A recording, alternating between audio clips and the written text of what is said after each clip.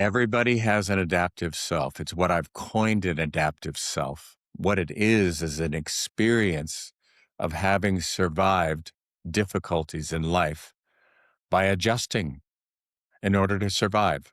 So when we come into this world, as best as I can see, all of us come into this world and we are firmly rooted and beaming from our authentic self. We don't know how not to be authentic. You can see it in a young baby. They just radiate. It's just pure beingness. And if there's crying, then they're crying, and then they're not crying. And then it's the next thing, authentic, authentic, authentic. But what seems to happen for most human beings on this planet is at some juncture, we encounter something traumatic, something painful. Maybe it's a parent that's an alcoholic. Maybe it's a mother that's not really happy and has depression, and the child on some measure can feel that. Or maybe I talked to someone yesterday as a client. They grew up the first 5 years in Colorado on a ranch, and they were connected with nature. They were in heaven. And then their family chose to move to the city, and it was devastating for her. It's just devastating. She's still recovering.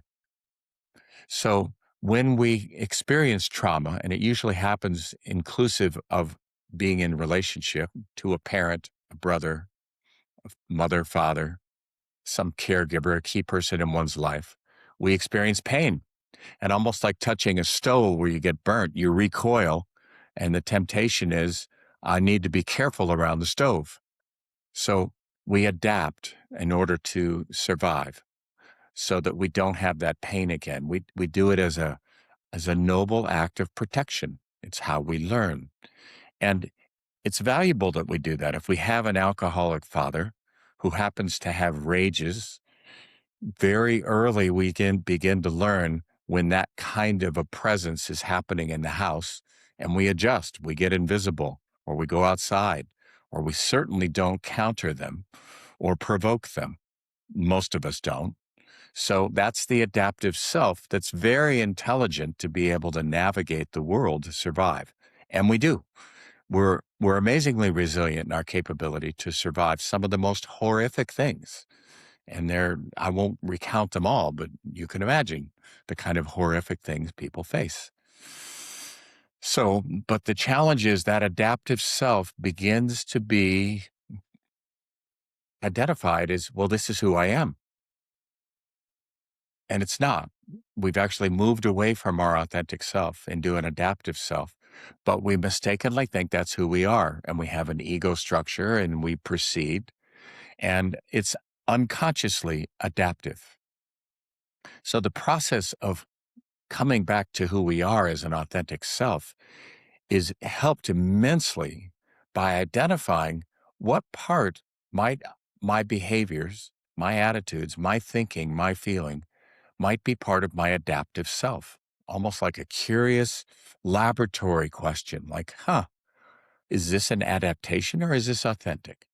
So, for example, someone who had an alcoholic father, they would probably be very good at pleasing in relationship.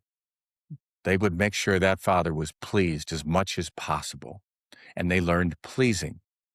But pleasing may have become an adaptive self where it's an unconscious habit and you do it in a relationship and you don't want conflict. So you avoid displeasing someone by being truthful, which is it's a death knell to a relationship, because a relationship that's healthy and mature is there's honesty and there's truth on both partners' part.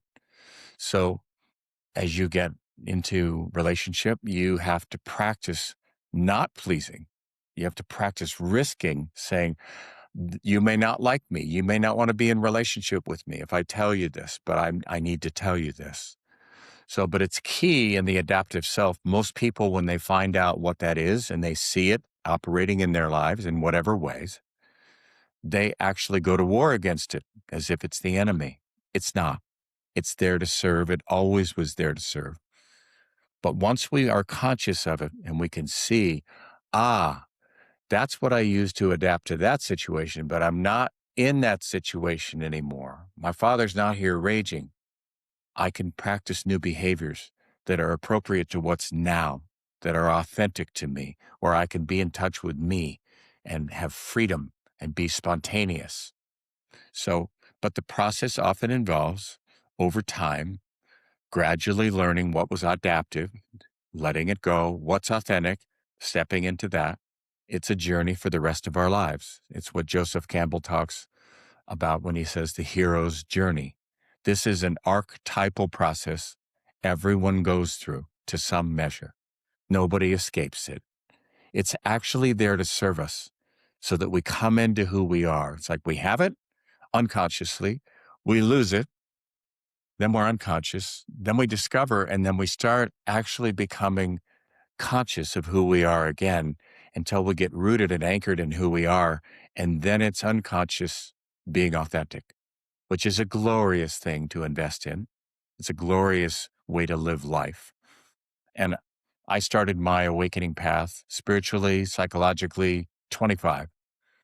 And I'm 70 now, and I still do that. I learn things about my adaptive self every day in my relationship with joy. I could see it happening, and I'm letting it go. Relationship is the best place to actually transform those adaptive behaviors, those adaptive actions, and move into being more truthful in who we are. That's why relationship is a gold mine for the transformational process, for the hero's journey. As long as both partners recognize that's what they want and that the relationship is a gift to them to do that. One of the ways that can be very powerful to engage a transformational life, one that's dedicated to evolving, to being more conscious, to identifying the unconscious that we carry inside, is to actually have the support of a therapist or a practitioner. And it's very important if one is to choose that path, who they choose. They need to choose someone who they feel instinctively sees who they are and has compassion for the process of growth, because it's not always easy. It can be very painful. But the nature of the unconscious is it's unconscious. We can't see it. So if we partner with someone who helps us see, it's almost like, here's your rose colored glasses. You can take these off. Here's a new set of glasses. This is true glasses. So it's almost like, you know how when you go to the um, optometrist and you're getting an eye exam, and the optometrist says, is it see clearer this way or this way? A or B? He keeps doing that, A or B, or she does, A or B, until they get you the best vision. That's really in a 15-minute process for eyes. That's what we do in our entire life. Is this clear? Is this true? Is this false? Is this adaptive? So a partnership of someone who gets to know you really well, because some of these patterns that are unconscious, that are adaptive, are so insidious. You identify them one way and you start to let them go, and they re-exert themselves another way. Because remember, they're dedicated to protect you. They're there to serve you. So often when I'm doing a therapy session with clients who are in this process, I actually have them do a dialogue between their authentic self and their adaptive self. And they talk to each other. They each have a voice. They each have a seat on the couch. And they're discovering each other as they're getting to know each other in real time, the same way you would when you meet somebody new. And they begin to partner each other.